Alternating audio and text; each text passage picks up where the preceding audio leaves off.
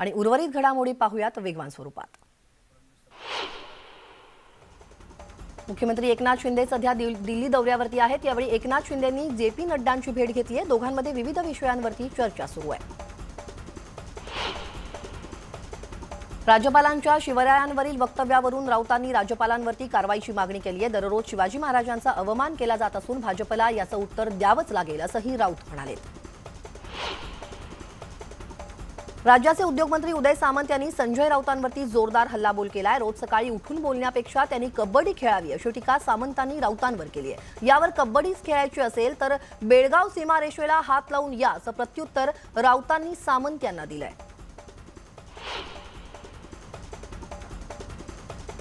उद्योगमंत्री उदय सामंत जत तालुक्यात दाखल झालेत। 42 गावचा पाणी प्रश्नाबाबत ते दुष्काळग्रस्त आणि लोकप्रतिनिधींशी भेटून संवाद साधणार आहेत। काही वेळापूर्वीच त्यांनी संवाद साधलाय आणि या ठिकाणी एमआयडीसी करणार असल्याचं आश्वासन देखील दिलंय।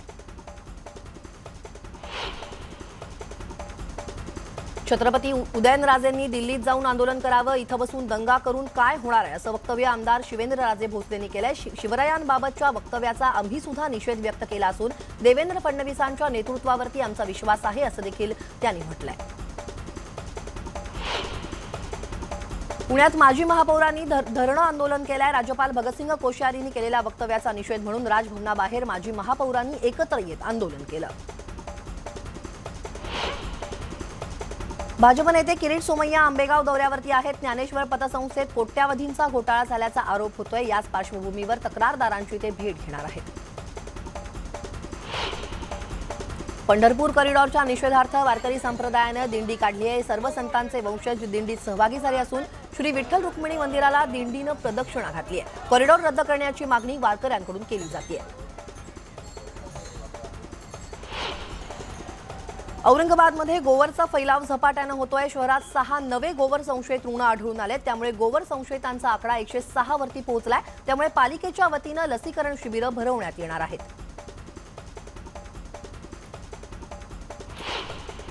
नवी मुंबईतल्या गोवर रुग्णांच्या संख्येत वाढ झाली आहे। येत्या 24 तासात कोपरखैरणे परिसरात गोवरचे रुग्ण आढळले असून रुग्ण संख्या 13 वरती पोहोचली आहे। गोवरचा प्रादुर्भाव वाढल्यानं पालिकेची चिंता वाढली आहे।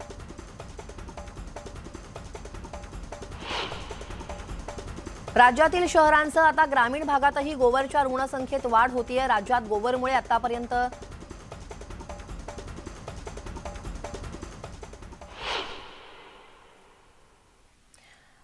या सगळ्या घडामोडी पाहणार आहोत, पण तुर्तास राज ठाकरे बोलतायत। आपण थेट जाऊया।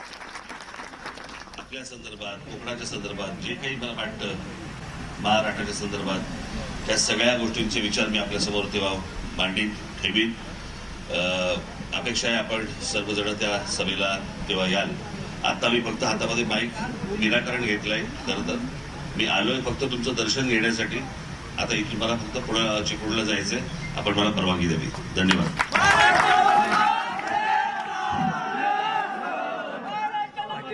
राज ठाकरेंचा कोकण दौरा सुरू आहे। या ठिकाणाहून ते आता चिपळूणकडे रवाना होणार आहेत।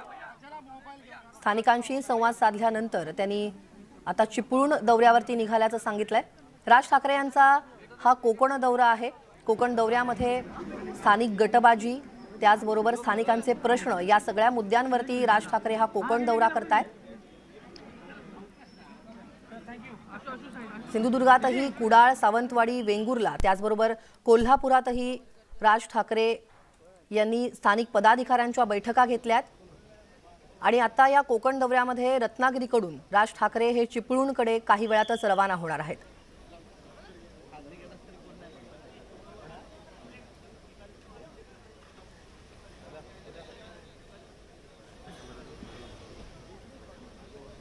कोकण दौऱ्यामध्ये राज ठाकरे यांनी विशेषतः सिंधुदुर्गातल्या दौऱ्यामध्ये कुडाळची जी कार्यकारिणी होती ती देखील बरखास्त केल्याचं कळतंय। त्याचबरोबर वेंगुर्ला येथे देखील त्यांनी पदाधिकाऱ्यांची भेट घेतलेली आहे।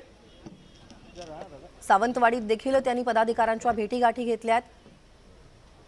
काही वेळापूर्वीच राज ठाकरे हे आता चिपळूणच्या दिशेनं रवाना होत आहेत। आणि आता उर्वरित घडामोडी पाहूयात वेगवान स्वरूपात। उद्धव ठाकरे आणि वंचित बहुजन आघाडीचे नेते प्रकाश आंबेडकर यांच्यात आज बैठक होणार आहे। आगामी मुंबई महापालिका आणि स्थानिक स्वराज्य संस्थांच्या निवडणुकीच्या पार्श्वभूमीवर दोन्ही नेत्यांची भेट ही महत्त्वाची मानली जाते। मंत्री उदय सामंतांनी सांगलीतील गुड्डापूरमधील धानम्मा देवीचं दर्शन घेऊन दुष्काळी भागाचा दौरा सुरू केलाय। उदय सामंत दुष्काळग्रस्त ग्रामस्थांशी संवाद साधणार आहेत। नंदुरबारच्या अक्कलकुवा ग्रामपंचायतीत सुविधांच्या अभावामुळे ग्रामस्थांचे हाल होत आहेत। अक्कलकुवातील इंदिरानगर भागात घाणीचं साम्राज्य असून स्थानिकांचं आरोग्य त्यामुळे धोक्यात आलंय। अनेकदा लेखी तक्रार देऊनही ग्रामपंचायतींकडून दुर्लक्ष केलं जात आहे। उस्मानाबादच्या कळंब आगारात 80 गाड्यांची गरज असताना फक्त 60 गाड्या उपलब्ध असल्यानं प्रवाशांची मोठी गैरसोय होतीये। उपलब्ध गाड्यांच्या दुरावस्थेमुळे अनेकदा बस फेऱ्या सुद्धा रद्द केल्या जात असल्यानं कळंब आगाराला चांगल्या गाड्या उपलब्ध करून द्याव्यात अशी मागणी प्रवाशांकडून केली जाते। धरणगावातील उद्यानाच्या लोकार्पणावरून ठाकरे आणि शिंदे पक्षात श्रेयवादाची लढाई पाहायला मिळाली आहे। मात्र दोन्ही पक्षांकडून लोकार्पण झालेलं हे उद्यान तिसऱ्याच दिवशी बंद केल्यानं नागरिकांनी रोष व्यक्त केला। निगराणीची निविदा निघाली नसताना लोकार्पणाची घाई का असा सवाल विचारला जातोय। जळगाव भुसावळ रेल्वे प्रशासनातर्फे जळगाव स्टेशनच्या रेल्वे यार्डात 4थ्या रेल्वे मार्गाच्या कामासाठी 36 तासांचा मेगा ब्लॉक घेण्यात येतोय। त्यामुळे भुसावळ विभागातून सुटणाऱ्या अनेक पॅसेंजर गाड्या आणि एक्सप्रेस या रद्द करण्यात आल्या।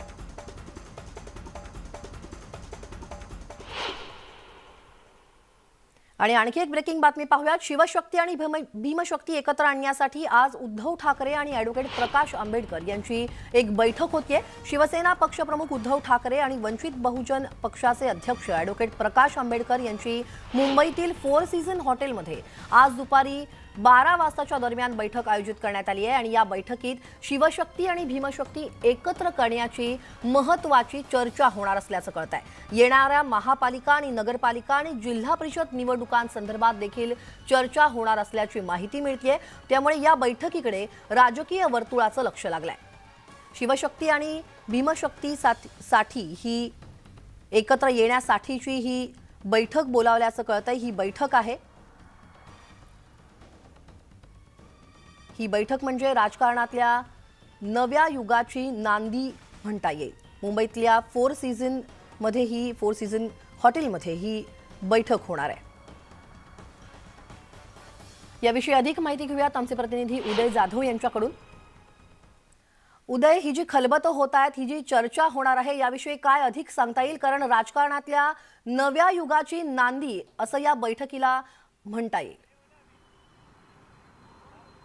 अगदी बरोबर आहे। पुढचं भविष्यातलं राजकारण कसं असणार आहे, महाराष्ट्राच्या राजकारणाचा सारीपाट कसा असणार आहे, त्या दृष्टिकोनासाठी ही आजची बैठक जी आहे ती अत्यंत महत्त्वाची आहे।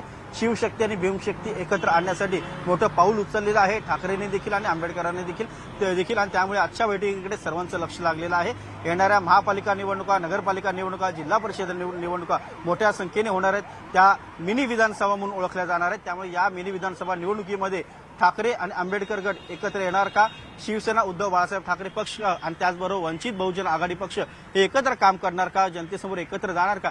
हे आता पाहावं लागणार आहे। त्या दृष्टिकोनातून महत्त्वाची पहिली बैठक जी आहे ती आज मुंबईत वरळीमध्ये होते असं समजलं जात आहे। मात्र काही अपडेट जे आता ताजे मिळतात त्यानुसार कदाचित हा जो बैठकीचा जो ठिकाण आहे ते बदलू शकतं। ते कदाचित वांद्रे कुर्ला कॉम्प्लेक्स जे आहे तिथे होण्याची शक्यता जी वर्तवली जाते। मात्र अजून अधिकृत त्याला दुजोरा मिळाला नाही। मात्र बैठकीचं ठिकाण हे 4 सीझन हॉटेल असं सांगितलं जातं। इथून ते कदाचित बीकेसीला शिफ्ट होण्याची शक्यता आहे। मात्र आजची बैठक जी आहे ती महत्त्वाची आहे। शिवसेना पक्षप्रमुख उद्धव ठाकरे आणि वंचित बहुजन आघाडीचे अध्यक्ष प्रकाश आंबेडकर यांच्यामध्ये ही महत्त्वाची बैठक होत आहे। आणि या बैठकीमध्ये साहजिकच मुंबईतल्या जागांसंदर्भात देखील चर्चा होईल आणि त्याचबरोबर इतर राजकीय जे आहेत विचारांची देवाणघेवाण आणि त्याचबरोबर एकत्र कसं काम करायचं आणि एकत्र येणाऱ्या निवडणुका कशा लढवायच्या यावर सर्वात महत्त्वाची चर्चा होणार आहे। ही जी बैठक होणार आहे ही या खरं तर या बैठकीकडे सगळ्यांचंच लक्ष लागलेलं आहे। या बैठकीचे अपडेट्स आम्ही तुमच्याकडून घेतच राहू। तुर्तास धन्यवाद। तेव्हा या बैठकीचे अपडेट्स आम्ही तुमच्यापर्यंत पोहोचू। पण तुर्तास या बुलेटिनमध्ये वेळ झाली एका छोट्याशा ब्रेकची। ब्रेकनंतर इतरही काही महत्त्वाच्या घडामोडी पाहायच्या, तेव्हा कुठेही जाऊ नका,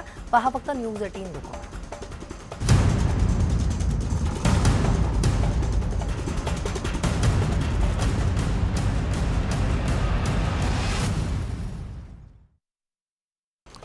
श्रद्धा वालकर हत्या प्रकरणावर विशेष सरकारी वकील उज्ज्वल निकम यांनी भाष्य केलंय. दिल्ली पोलीस गुन्हेगाराला कायद्यानुसार शिक्षा करण्यास सक्षम असून आरोपीला फाशीच्या शिक्षेची मागणी सर्व स्तरातून होत असल्याचं वकील उज्ज्वल निकम यांनी सोलापुरात म्हटलंय.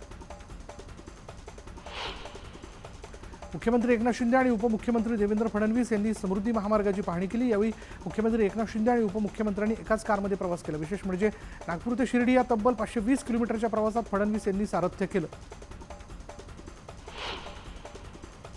राज्याचे पाणीपुरवठा मंत्री गुलाबराव पाटील यांनीही लाड यांना घरचा आहेर दिलाय.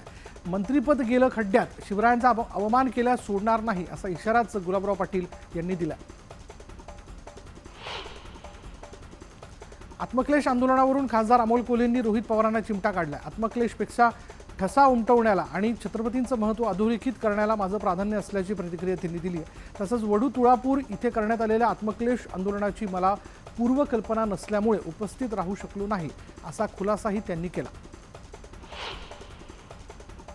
प्रसाद लाड यांच्या छत्रपती शिवाजी महाराजांच्या वक्तव्याचा खासदार संजय राऊतांनी समाचार घेतलाय. तुम्ही नवीन नवीन शोध का लावत आहात? भाजपनं इतिहास संशोधन मंडळाची नव्यानं स्थापना केली आहे का असा सवाल संजय राऊत यांनी उपस्थित केला. मंत्री राधाकृष्ण विखे पाटील यांनी खासदार संजय राऊत यांच्यावर टीका केली. राज्यपालांच्या वक्तव्याचं भांडवल करून महाराष्ट्र पेटवण्याचा प्रयत्न आहे. औरंगजेबाच्या कबरीवर फुलं वाहिली आणि त्यामुळे तुमचा मर्दपणा कुठे गेला होता असा सवाल राधाकृष्ण विखे पाटील यांनी केला.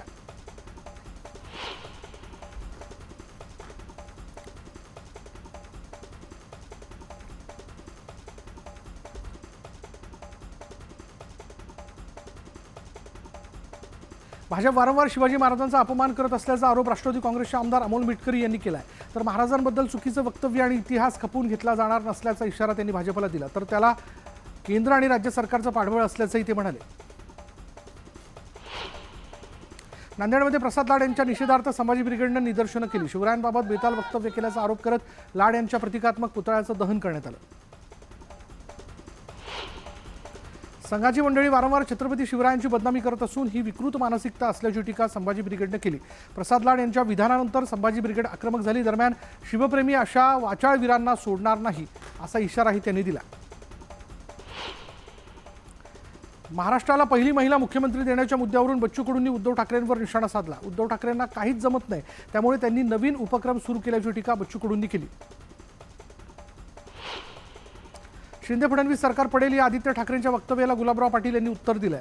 हा डोंबारीचा खेळ सुरू आहे का असा सवाल विचारत डोंबारू वाजवतोय वाजू द्या असा टोला गुलाबराव पाटील यांनी आदित्य ठाकरेंना लगावलाय. मंत्रिमंडळ विस्तारात 2 ते 4 महिलांना संधी मिळेल असा विश्वास चित्रा वाघ यांनी व्यक्त केला. तर राज्यात सर्वाधिक अनुभवी महिला आमदार भाजपमध्ये असल्याची आठवणही त्यांनी करून दिली. त्या धुळ्यात बोलत होत्या. उल्हासनगरमध्ये शिंदे आणि ठाकरे पक्षात श्रेयवादाची लढाई दिसून येते. उल्हासनगरच्या पंचशील नगरमधील एकाच रस्त्याचं ठाकरे आणि शिंदे पक्षाकडून 2दा भूमिपूजन करण्यात आलं. शिवसेनेत फूट पडल्यावर नगरसेवक वेगवेगळ्या पक्षात गेल्यानं रस्ते कामाचं श्रेय घेण्यासाठी दोन्ही पक्षात झुंपल्याचं पाहायला मिळालं. सुषमा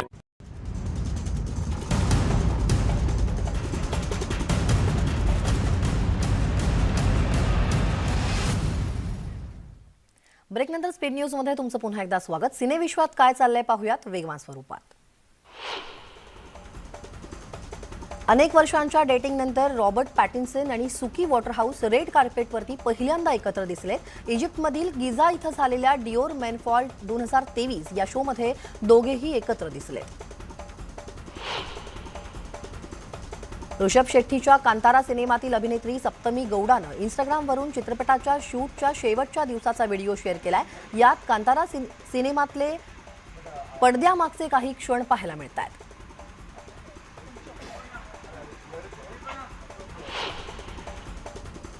सोशल मीडियावर एका कॉलेजमधील तरुणीचा भोजपुरी गाण्यावरचा व्हिडिओ सध्या जोरदार व्हायरल झालाय. या व्हिडिओमध्ये ही तरुणी या गाण्यावर काही हुक स्टेप करताना दिसते.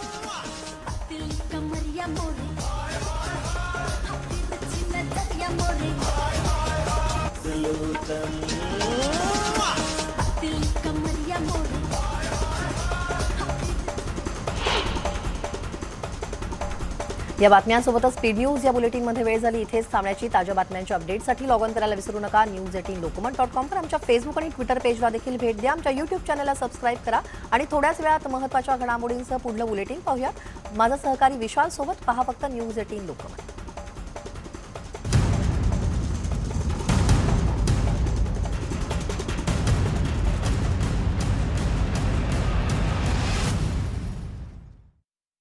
नाशिकच्या सुरगाणामधील नागरिकही आक्रमक झाले असून त्यांनी गुजरातमध्ये जाण्याची इच्छा व्यक्त केली आहे. यासाठी चिंतामण गावित यांच्या नेतृत्वाखाली सुरगाणा संघर्ष समिती स्थापन करण्यात आली आणि ही समिती गुजरातमधील अधिकाऱ्यांना भेटून निवेदन देणार आहे. नाशिकच्या सुरगाण्यातील नागरिकांनी गुजरातमध्ये विलीन होण्याचं पत्र प्रशासनाला दिलं. त्यानंतर पालकमंत्रीही ॲक्शन मोडवरती आले. स्थानिकांशी चर्चा करण्यासाठी जिल्हाधिकारी आणि मुख्य कार्यकारी अधिकाऱ्यांना पाचारण केल्याची माहिती दादा भुसेंनी दिली.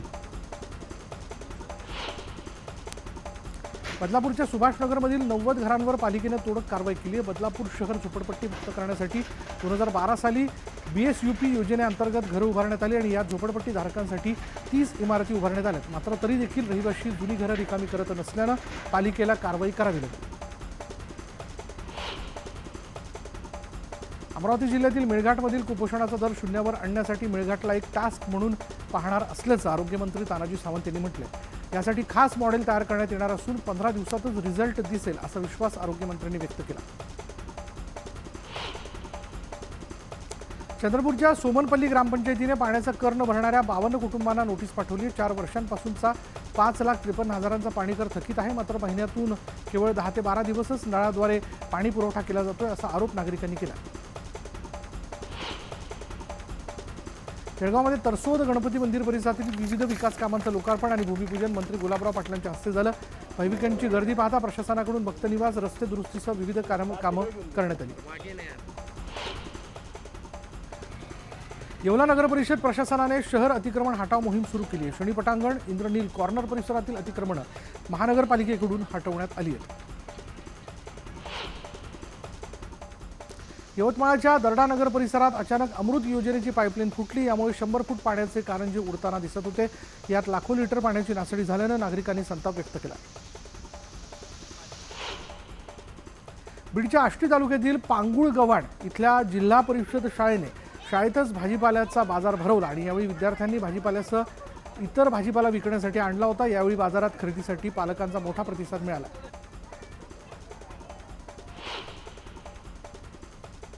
जळगावच्या गोंडगावमध्ये धर्मनिर्माण सोहळ्यानिमित्त गिरणा नदीपात्रावर शाही कुंभमेळ्याचं आयोजन करण्यात आलं होतं आणि या कुंभमेळ्याला हजारो भाविकांनी उपस्थिती लावली. महामंडलेश्वर शांतिगिरी महाराज यांच्या उपस्थितीत हा सोहळा पार पडला.